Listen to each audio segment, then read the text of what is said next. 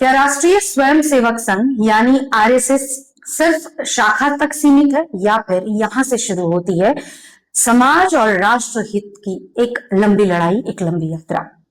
क्या स्वदेशी आंदोलन का अर्थ सिर्फ विदेशी सामानों का बहिष्कार करना, विरोध करना है, या फिर भारत को आर्थिक आजादी देना और असंगठित क्षेत्र के मजदूरों के अधिकारों की लड़ाई आखिर कैसे लड़ी जाती है? नमस्कार, मैं हूं शिल्पा सिंह और आप देख रहे हैं इंडिया टॉक्स विद शिल्पा, जहां आज हम आपकी मुलाकात करवाने वाले हैं एक ऐसे व्यक्तित्व से, एक ऐसी शख्सियत से जिन्होंने विद्यार्थी जीवन काल से लेकर अब तक संगठन, राष्ट्रहित और असंगठित मजदूरों के अधिकारों की लड़ाई में अपना अहम योगदान दिया।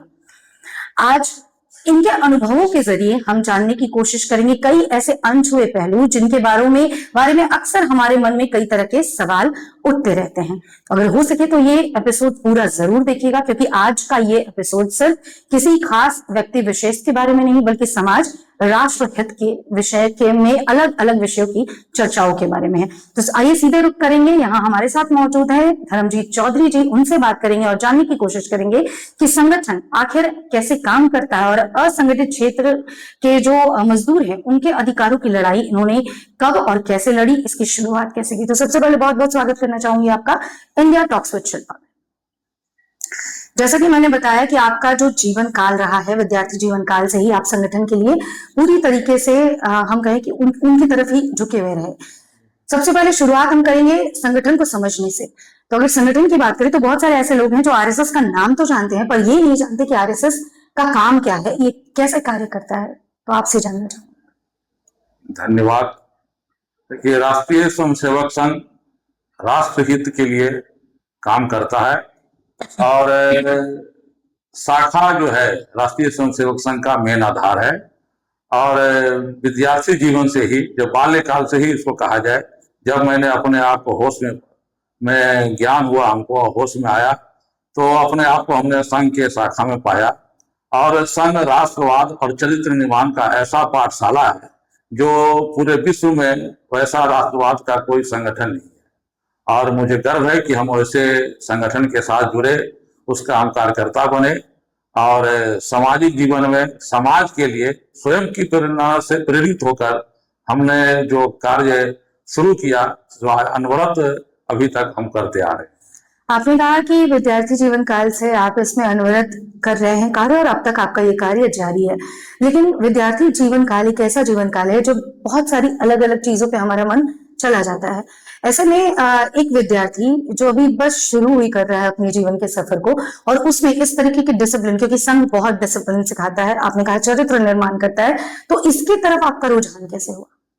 ऐसा कौन सा पल था विद्यार्थी जीवन काल में जब आपने सोचा कि नहीं, मुझे आरएसएस ज्वाइन करना चाहिए, और आप इससे जुड़ गए? देखिए, हमारे जो संपर्क में हम जिनके आए थे, मेवाराम जी श्रीवास्तव, स्वर्गीय हो गए, आज नहीं है, और हमारे जो जोड़ने वाले थे बलराम सिंह करके थे, वो हमको शाखा में लाए। और शाखा में खेल कूद के माध्यम से, शारीरिक व्यायाम से और सामाजिक गीत के माध्यम से राष्ट्र निर्माण और चरित्र निर्माण का वहां पर शिक्षा दीक्षा दिया जाता है। तो उसी से खेलते कूदते ही मन में एक आया कि इतने अच्छे संगठन से हम जुड़े, और वही खेलते कूदते ही राष्ट्र भाव की भावना आते गई और उसमें हम लिप्त होते चले गए। आपने कहा कि खेलते कूदते ही बस आपने इसको ज्वाइन कर दिया और जुड़ गए, और क्योंकि इसका कार्य आपको अच्छा लगा, इसकी कार्य प्रणाली सही लगी, तो आप आज तक इससे जुड़े हुए हैं। संघ में जब आप जुड़े तो ऐसा कोई संस्कार, कोई ऐसी आदत जिसने आज तक आपको बहुत प्रभावित किया और उसका आपके जीवन पे बहुत बड़ा असर पड़ा हो? देखिए, हमारा जो पारिवारिक पृष्ठभूमि था वो कांग्रेस कल्चर से था। हमारे पिताजी, हमारे दादा परदादा सभी कांग्रेसी थे, और उसमें हम ये जुड़े, और हमारे ऊपर बहुत दबाव भी जाता था कि शाखा में नहीं जाना है। लेकिन हमको इतना अच्छा लगा कि घर में परिसर देने के बाद भी हम उसके कार्यक्रम में जाते थे, आते थे, चोरी छिपे नुक के भी जाते थे। लेकिन हमने मन में ठान लिया था कि अपने परिवार को भी हम संघ परिवार से जोड़ेंगे, और उसमें भी हम कामयाब हुए।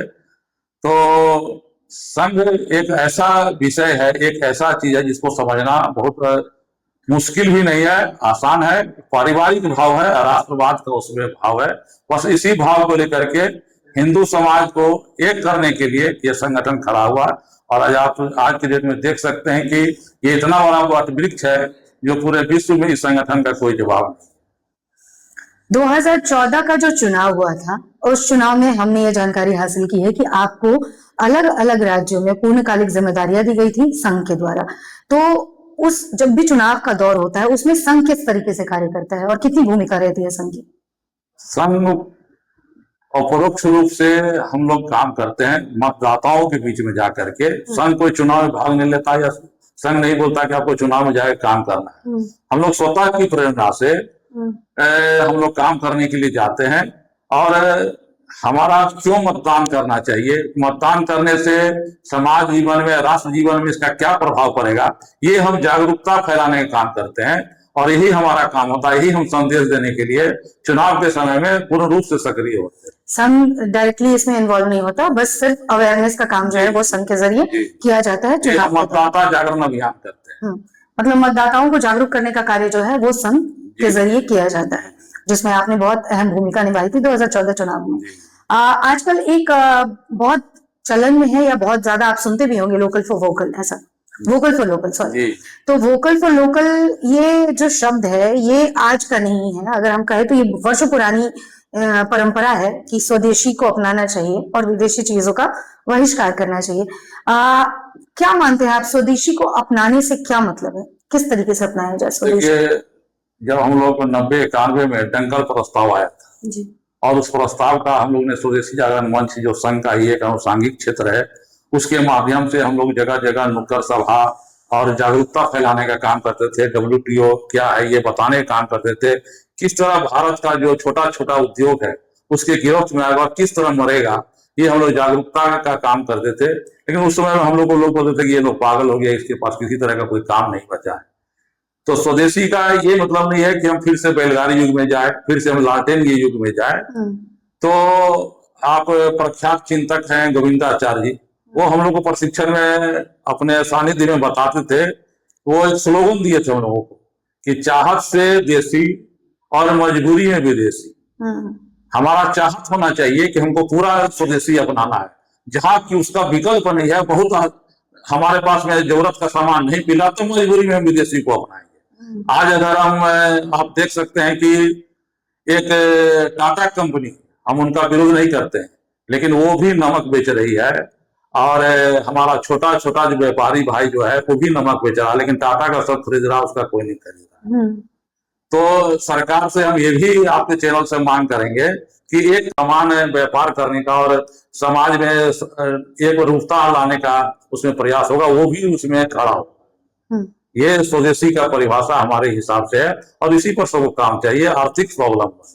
ठीक है, स्वदेशी अगर मान लीजिए आपकी बातों को सुनकर चंद लोग प्रेरित हो जाते हैं और जागरूक हो जाते हैं, वो स्वदेशी अपनाना चाहते हैं, तो वो कौन सी ऐसी चीजें होंगी, वो कौन सी ऐसी छोटी छोटी बातें होंगी जिनको अपने जीवन में या रोजमर्रा के जो जीवन में उसमें वो बदलाव कर सकते हैं और स्वदेशी को अपना सकते हैं? देखिए, रोजमर्रा के जीवन में केवल हम अगर भारत को आत्मनिर्भर करना चाहते हैं, अपने को आत्मनिर्भर करना चाहते हैं, तो हमारे दैनिक उपयोग के सामान में ऐसा सामग्री है जिसका केवल हम उपयोग करेंगे तो भारत आर्थिक रूप से स्वतंत्र होगा।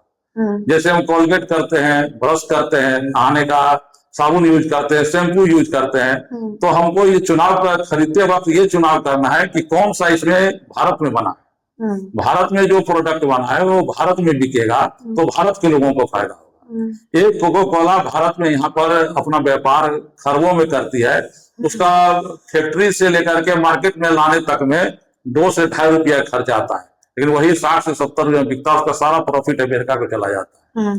और अगर वही शीतल पे हम अगर थोड़ा सा महंगा पड़ेगा, हम नारियल पे लेते हैं, लस्सी लेते हैं, छाछ लेते हैं, तो वो अपने देश का है, तो अपने देश के लोगों को उसे रोजगार भी मिलेगा और हमारा देश भी आर्थिक रूप से स्वतंत्र होगा। ये स्वदेशी की परिभाषा है। प्लस हमने स्वदेशी आंदोलन में जो ऐसे व्यापारी हैं जो निरीह हैं, जिनके पास मार्केट नहीं है, वैसे लोगों के लिए हम लोग ने स्वदेशी मेला का आयोजन पूरे देश भर में किया, जिसका शुरुआत धनबाद, झारखंड की धरती धनबाद से ही हुआ। 90 में हमने शुरू किया था। आज पूरे देश भर में नहीं, विदेश में भी इसका नाम है। और वैसे लोगों को हम लोग ने प्लेटफॉर्म दिया कि आप अपना माल बनाइए और हमारे मेला में आइए, इसको बेचिए। और उनका बेच करके कितने कंपनी खड़ा हुआ, जिसमें अफसरी लेदर भी एक नाम है। तो उन्होंने बहुत अच्छी बात आज कही। यही चर्चा जब हम करते हैं तो चर्चा के बीच में कई ऐसी बातें हमारे सामने प्रमुखता से आ जाती हैं जिन पर वाकई विचार करना आवश्यक हो जाता है। इन्होंने कहा कि स्वदेशी अपनाने की जो कोशिश है वो बहुत छोटी से हम शुरुआत कर सकते हैं, और बहुत अच्छे तरीके से उन्होंने समझाया कि किस तरीके से अगर आप कोई सॉफ्ट ड्रिंक लेते हैं तो वो ड्रिंक को ना लेकर के, किसी कंपनी की हम बात नहीं करेंगे, पर किसी भी कोई भी कंपनी की अगर सॉफ्ट ड्रिंक लेते हैं तो उसको ना लेकर अगर आप स्वदेशी चीजें, जैसे नारियल पानी की इन्होंने बात की, लस्सी की बात की, तो हम आर्थिक रूप से मजबूती प्रदान करेंगे अपने देश को।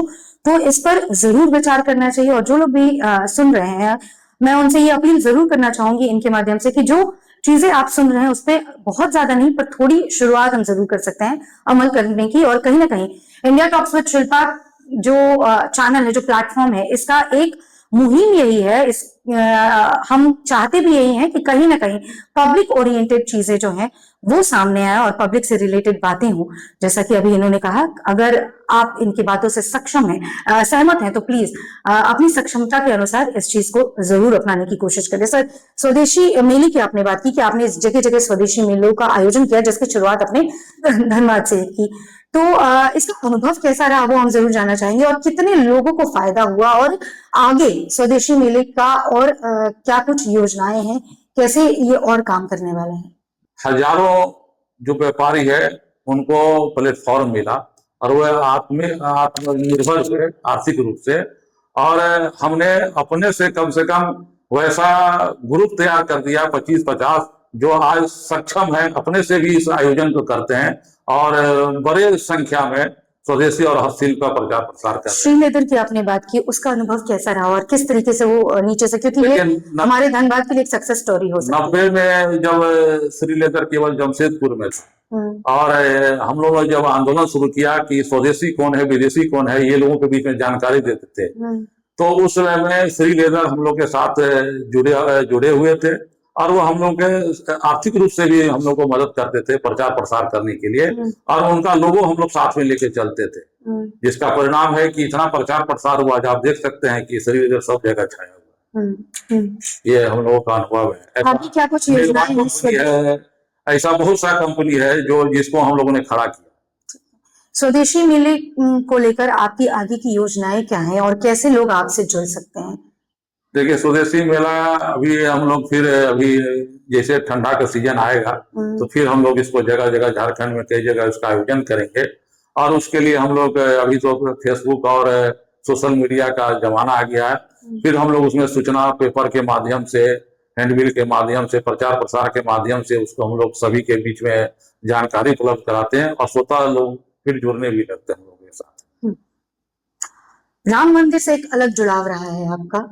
हमने सुना है कि राम मंदिर का शिला पूजन भी आपने किया था आंदोलन के समय, तो उसका कोई ऐसा अनुभव जो आज भी आपको याद आता है और बहुत भावुक कर जाता है। देखिए, जब ये शिला पूजन, उस समय में स्वर्गीय राजीव गांधी प्रधानमंत्री थे, और उनके द्वारा जब ये खुलवाया गया था, और शिला पूजन का जो प्रत्येक भारतवर्ष के प्रत्येक ग्राम से ईंट जुगाड़ लाने का, इकट्ठा करने का काम हुआ था, उस क्रम में रथ अयोध्या से हम लोगों के पास में आया था, और उस समय हम लोग पास संसाधन भी नहीं था, और रथ हम लोगों के बीच में आया, हम लोग ने पूरा कार्य योजना बनाया, और उस समय हम लोग साइकिल लेकर के, भगवा झंडा लेकर के घर घर उस रथ को कॉलोनी मोहल्ला गांव घर में घुमाया और शिला पूजन किया, और उस शिला को हम लोग ने अयोध्या तक पहुंचाने का काम किया। एक विद्यार्थी जीवन में उसका एक अलग अनुभव था, एक अलग हम लोग के ऊपर राम का एक छाया हुआ था कि नहीं, किसी भी तरह अयोध्या में राम मंदिर बनाना है।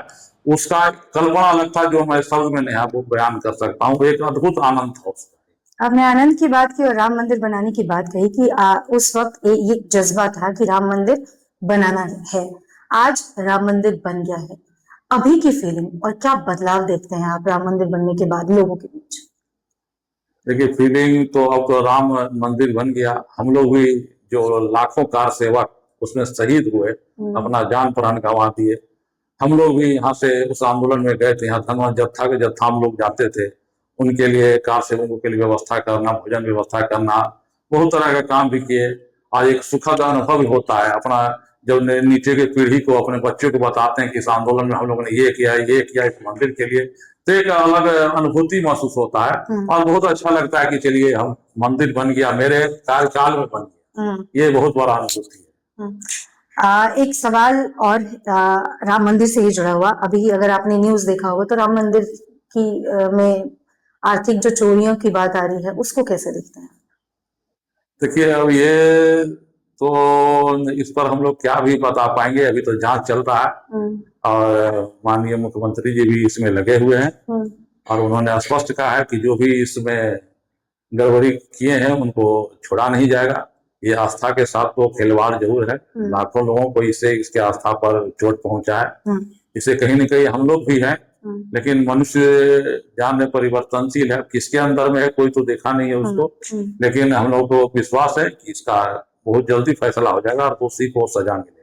चलिए, असंगठित क्षेत्र के जो मजदूर हैं उनके अधिकारों की लड़ाई आपने लड़ी है, उसमें अहम योगदान रहा है। जानना चाहेंगे कि जो लड़ाइयां आपने लड़ी वो कब शुरू हुई और किस तरीके से आपने मदद की मजदूरों की? देखिए, आज का जो समय है मजदूर के लिए, और अभी संगठन ने हमको जिम्मेदारी दिया है मजदूर क्षेत्र में ही काम करने की, तो दो तरह के मजदूर हैं आज के डेट में। एक है संगठित क्षेत्र, जो सरकारी क्षेत्र जिसको हम बोलते हैं, और एक असंगठित क्षेत्र है। तो संगठित क्षेत्र के मजदूरों का फिर भी एक स्टैंडर्ड है, सब कुछ मानक है, तय है, उनको करीब करीब सारे सुख सुविधा उपलब्ध है। लेकिन असंगठित क्षेत्र के लोग जो काम कर रहे हैं उनका बहुत शोषण है। शोषण मतलब बहुत शोषण। उनका जिस ठेकेदार या जिस आउटसोर्सिंग वो काम करते हैं, उनका ठेकेदार अगर 20,000 रुपया सैलरी फिक्स करता है तो किसी न किसी माध्यम से 10,000 रुपया उनसे वो लोग वापस ले लेता है। वो इतना चालाकी से काम करते हैं कि उनके बैंक अकाउंट में 20,000 भेज देते हैं, लेकिन वो उनसे अन्य पीछे दरवाजे से उनसे 10,000 ले लेते हैं। उनको पीएफ मिलना चाहिए, उनको मेडिकल सुविधा मिलना चाहिए, जो सामाजिक स्तर का जो भी सुविधा है सामाजिक जीवन जीने के लिए उनको उपलब्ध होना चाहिए। वो आउटसोर्सिंग कंपनियां या वो ठेकेदार मार जाता है। इसके लिए हम लोगों ने राज्य से लेकर के केंद्र तक आह्वान किया और उसका हम लड़ाई भी लड़ रहे हैं। इसमें आईएसएम का हमारा जो कर्मचारी है 110 कर्मचारी को निकाल दिया, 108 एम्बुलेंस का भी आप देख रहे हैं, उसके लिए भी हम लोगों ने लड़ाई भी चालू किया है। और वैसा जो भी अनुबंध पर कर्मी काम कर रहे हैं उन सारे असंगठित क्षेत्र के लिए हम लोग ने यहाँ से दिल्ली तक का लड़ाई लड़ रहा है, कोर्ट के माध्यम से, न्यायालय के माध्यम से, आंदोलन के माध्यम से हम लोग पूरा काम कर रहे हैं कि उनको न्याय मिले और भारतीय मजदूर संघ इसमें खरा उतरेगा, ऐसा मुझे विश्वास है। भारतीय मजदूर संघ जिस तरीके से काम कर रहा है, आपने बताया कि आप यहाँ से लेकर केंद्र तक आपने अपनी आवाज बुलंद की है और आप पूरी कोशिश करेंगे कि उनके अधिकारों की रक्षा हो, पर क्या वजह है, क्योंकि सरकारी योजनाएं भी बहुत सारी हैं, इन सरकारी योजनाओं का लाभ आखिर मजदूरों तक क्यों नहीं पहुंच पाता? क्या वजह लगती है आपको? एक तो है सरकार की उदासीनता है, चाहे वो केंद्र सरकार हो चाहे राज्य सरकार हो, उनका जो एजेंसी है केवल औपचारिकता पूरा करती है। और बिचौलिया इतना ऑफिस में हावी है, सरकारी कार्यालय में हावी है कि मजदूरों का असली हक वहां तक पहुंचने नहीं देता है। इसीलिए भारतीय मजदूर संघ ने पूरे झारखंड प्रदेश में भवन निर्माण एवं अन्य स्वनिर्माण कामगार यूनियन का गठन किया, जिसका भी मैं प्रदेश महामंत्री हूँ, और हमने झारखंड के 9-10 जिला में भी काम खड़ा किया। और क्या सरकार की योजना है, क्या उनको लाभ मिलना चाहिए, ये हमारे कार्यकर्ता दिन रात उनके लिए लगा हुआ है। और ऐसा भी हम लोग ने 10 से 20,000 मजदूरों को उनका अधिकार, उनका लाभ पहुंचाया है। क्या आपको लगता है कि जो मजदूर हैं उनको अवेयर करने की बहुत जरूरत है, उनको उनके अधिकारों के बारे में जानकारियां देना भी बहुत आवश्यक है? क्या उसके लिए मतलब जो आपका मजदूर संगठन है वो काम कर रहा है? जी, हम अभी असंगठित क्षेत्र के जो मजदूर हैं उनके बीच में हम जगह जगह जागरूकता अभियान भी चलाते हैं। एक अभियान लेते हैं 5 दिन 7 दिन 10 दिन का, समय समय पर उस अभियान का हम लोग तिथि निर्धारित करते हैं। और जितने भी हमारे कार्यकर्ता हैं जिला में, वो पूरा टीम वो लीफलेट लेकर के क्या क्या उनको मिलना चाहिए, वो जहाँ लेबर चौक है वहां पर जा करके उनके बीच में बताना, फिर उनको अपने कार्यालय में उसको बुलाना, फिर उसमें से जो अच्छे मजदूर जो थोड़ा जागरूक है उनका हम प्रशिक्षण भी करते हैं कि आपको ये मिलना चाहिए, ये मिलना चाहिए, ये आपके लिए उपलब्ध है, ये आपका अधिकार, ये आपको मिलना ही चाहिए। ऐसे हम लोग बीच बीच में ये कार्यक्रम हम लोग करते रहते हैं। अभी हम सितंबर महीना में उनके लिए प्रशिक्षण योजना पूरे झारखंड में धनबाद में ही आयोजन करने जा रहे हैं, जिसमें उनका हम प्रशिक्षण करेंगे इस बार। बहुत सारे ऐसे लोग हैं जो ये समझ नहीं पाते कि आखिर असंगठित क्षेत्र के जो मजदूर हैं या फिर संगठित क्षेत्र के भी मजदूर हैं, उनको यूनियन की आवश्यकता क्यों होती है। तो मजदूर यूनियन की आवश्यकता क्यों है और ये किस तरीके से कार्य करता है, ये जरा समझाइए। देखिए, ये इसीलिए मजदूर यूनियन की आवश्यकता है। अभी बताया ना कि 20,000 उसको ले लिया और उसके बैंक अकाउंट में भी चला गया, लेकिन उनको मिलता नहीं है। तो वो उनका क्या अधिकार है ये बताना, उनके लिए लड़ाई लड़ना। अगर कोई मजदूर लड़ाई शुरू करता है तो एजेंसी उसको नौकरी से निकाल देती है। वो अपना अधिकार नहीं मान सके, ये बहुत बड़ा शोषण है, अपराध है। हम लोग राज्य सरकार और केंद्र सरकार से बार बार आग्रह कर रहे हैं कि ऐसे कर्मियों के लिए, ऐसे असंगठित क्षेत्र के जो लोग काम कर रहे हैं, उनके लिए एक ठोस कदम उठाया जाए, ठोस कानून लाया जाए कि अगर आपने टेंडर किया है तो टेंडर ठीक है चेंज हुआ, लेकिन वो कर्मी चेंज नहीं। उनका पीएफ, उनका मेडिकल सुविधा, उनका ग्रेजुइटी, उनका सैलरी बढ़ते रहना चाहिए और सारा सुविधा उनको मिलना चाहिए। और इसीलिए यूनियन की आवश्यकता है। जो युवा इस वक्त आपको सुन रहे हैं, अगर वो संघ से जुड़ना चाहें, जो आरएसएस आपका राष्ट्रीय स्वयंसेवक, क्योंकि आपने कहा कि चरित्र निर्माण करता है संघ, तो हमारी जो आने वाली पीढ़ी है, जो हमारा भविष्य है, वो युवा है। अगर उनको इस संघ से जुड़ना हो तो वो कैसे जुड़ सकते हैं और क्या इसका लाभ मिलता है जीवन, क्योंकि आपने कहा कि आपने विद्यार्थी जीवन काल से अब तक का जीवन संघ को दिया है, तो क्या जो भी युवा है वो अगर इस संघ से जुड़ेंगे तो क्या उनको इसका लाभ मिलेगा, और अगर लाभ मिलेगा तो किस तरीके का लाभ होता है? देखिए, संघ में कोई सदस्यता शुल्क करके नहीं होता है। आप संघ की शाखा में आइए, संघ से जुड़िए, यही सदस्यता है उसका। और संघ में आप जुड़िएगा तो चरित्र, हम बोले चरित्र निर्माण का, उससे बढ़िया कोई विद्यालय नहीं है। वो चरित्र निर्माण, राष्ट्रवाद का सबसे बड़ा अच्छा अगर कोई स्कूल है, यूनिवर्सिटी है, तो संघ का शाखा है।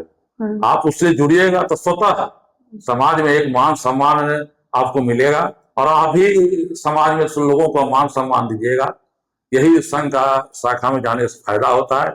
ये जाने के बाद आपको अनुभव होगा, ये बताने की चीज नहीं है। धर्मजीत चौधरी एक व्यक्तित्व, एक शख्सियत जिन्होंने अपना जीवन विद्यार्थी काल से लेकर राष्ट्रहित में लगाया और अभी तक राष्ट्रहित के लिए कार्य कर रहे हैं, मजदूरों के हितों के लिए कार्य कर रहे हैं, स्वदेशी मेलाओं का आयोजन कर रहे हैं। कहीं ना कहीं ये सारे कार्य जो है वो देश को समर्पित है।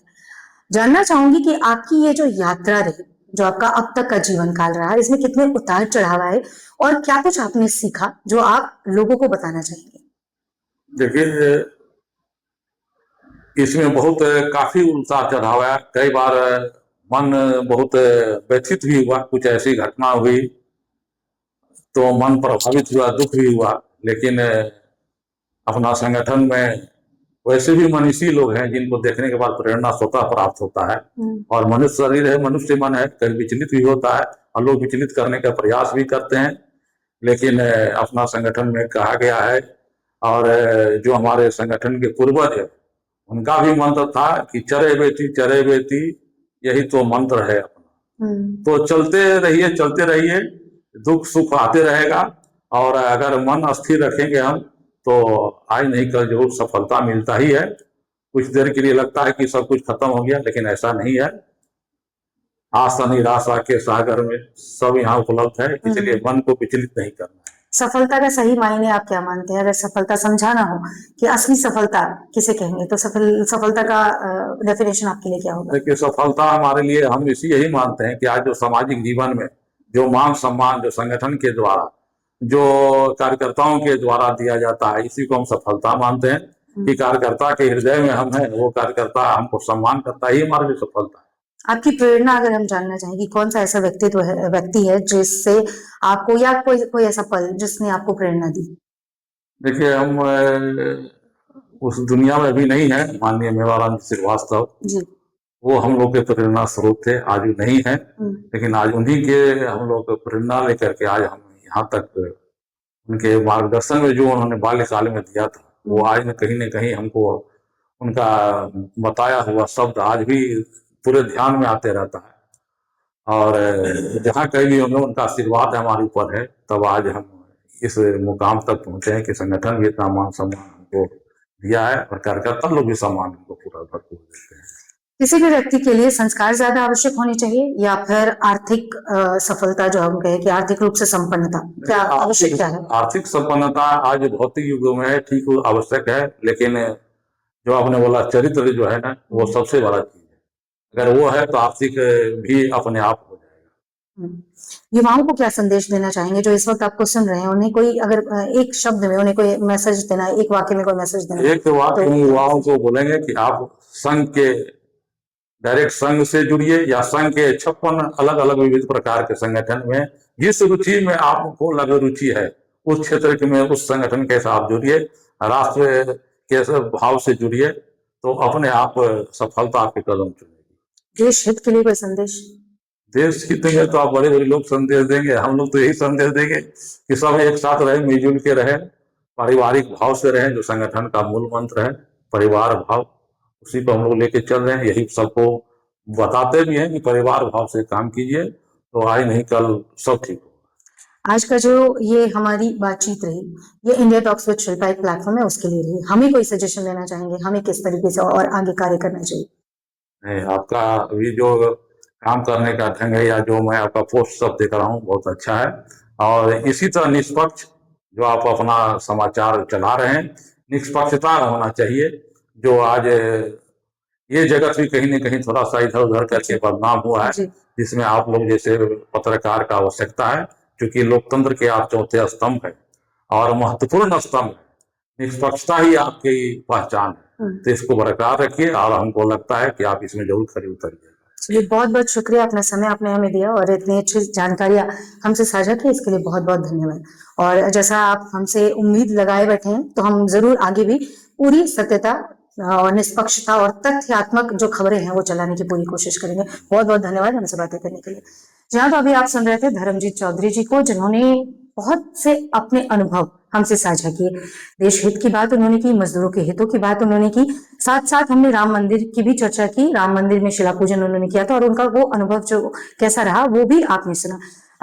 इन तमाम बातों के जरिए कहीं ना कहीं उन्होंने एक संदेश जरूर दिया कि आज के जो युवा हैं वो कल का भविष्य है, और अगर युवा उनका चरित्र अच्छा होगा, चरित्र निर्माण अगर करना है तो संघ के साथ जुड़िए, ऐसा इनका मानना है। आप संघ के साथ जुड़े ना जुड़े ये आपकी आपकी अपनी पर्सनल राय है, लेकिन बावजूद इसके मैं ये जरूर कहना चाहूंगी कि आज पे ये जो चर्चा है, इस चर्चा के बाद हम ये जरूर समझ चुके हैं कि देश हित में जब भी आप कार्य करते हैं तो आपका चरित्र ऑटोमेटिक एक अलग तरीके से उभर कर आता है, निखर कर आता है। इसी तरीके के प्रेरणादायक संवाद के लिए जुड़े रहिए हमसे और देखते रहिए इंडिया टॉक्स विद शिल्पा। फिलहाल के लिए मुझे